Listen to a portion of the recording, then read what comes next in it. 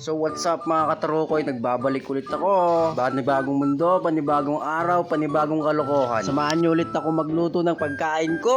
Tara guys, let's go! Dahil day off ko nga na naman guys, tara samahan nyo ako magluto ng pagkain ko. Ewan ko kung anong maluluto guys, tara basta samahan nyo ko kung anong laman ng rep. Yun na lang ang lulutuin ko. Tara mga katarukoy, samahan nyo na ako. Dali, pinas forward ko na nga pala dito guys para mabilis. Kaya nga pinas forward para mabilis eh. Hay, tanga ka na naman tarukoy dun. Meron pa palang naiwan dito guys na pinalingki ko noon. Kaya ito na lang lulutuin natin guys. Try natin magpigar-pigar pero hindi karni ng baka, kundi karni ng baboy. Wala kasi tayong pambili ng karni ng baka guys. Medyo mahal din yun eh. Wala pa kasi tayong sahod kaya yung meron lang sa atin na pera, yun na lang pambibili natin na kaya natin na afford. Ito, inuna ko nang ginalip yung baka. Ay baka, baboy pala. Yawa. Tinanggal ko nga pala yung balat niya dito guys kaso ayaw, mapurol. Parang yung rupa mo nagpuskol. Ay, sorry. Ano, hindi siya makahiwa ng maayos kaya kailangan mong isagad. Parang pagsagad sa'yo.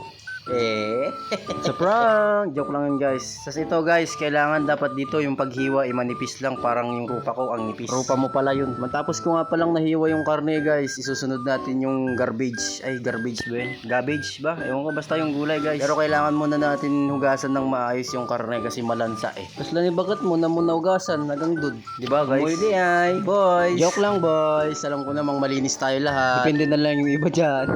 So matapos nga palang nahugasan guys, kailangan natin rin i-marinate yan kasi para tumagos yung lasa niya. Yun, idol ko kasi yung kanya, yung asin ba yun? Yung sa may kwan rin, yung nagbablog. Sunod natin yung toyo guys, yung bakit mong may toyo palagi. Sunod natin yung paminta guys, pampahanghang. Basta yun guys. Hindi ko alam guys, basta nag-experiment na lang ako ng niluluto ko. Basta kung ano yung maisip ko, yun na lang lulutuin ko. Kaya i-rep muna natin to ng kahit 2 oras or 3 oras guys. Let's go!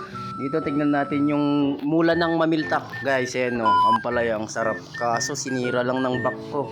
Nag-ayos kasi sila dito ng kalsada, yung kanal nagbabara.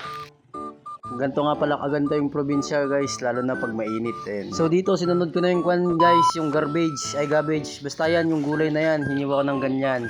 Ganyan lang yung hiwa niyan guys. Pagkatapos ko hiniwa, syempre bubugwan natin yan. Nga pala guys, kung umabot kayo dito sa video hanggang dito sa gitna, salamat nga pala sa mga sumusuporta sa akin, sa mga susuporta pa lang guys. Peace out.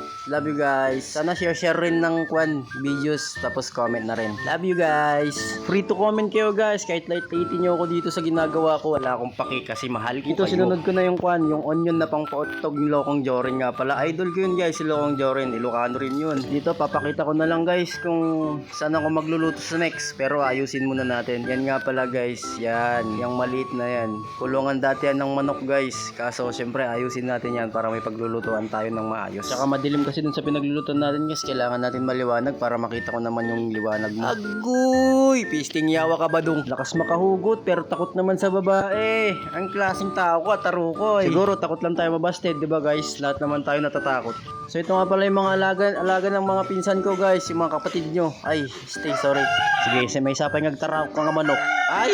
Kaya mun sa sikatilutok tatanga pang pinikpigak ka. Oh, nagulat kayo no? Hindi ako yun guys, kamukha ko lang.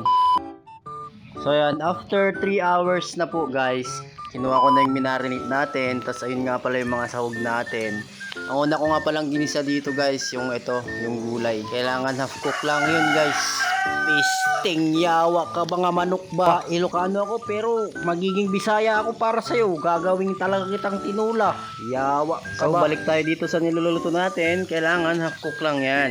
Dapat yung malanta lang. Parang youths ba? Parang ikaw. Kasjay. O diba? Lakas ko magpa-cute pero susunod na rin natin yung minarinate nating karne. Ito yun. O diba guys? Karne ng baboy yan ha. Wala kasi tayong pera. Wala tayong hindi afford yung karne ng baka. So dito guys, habang ginigisa ko yung karne, biglang dumating yung pinsin ko. Sinabi niya sa akin, ano yung niluluto mo ngayon insan? Sabi ko naman guys, wala lang yun, karne ng baboy. Kinuha ko lang dun sa taba-taba ng baboy mo kako. Diba napakwento na ako guys.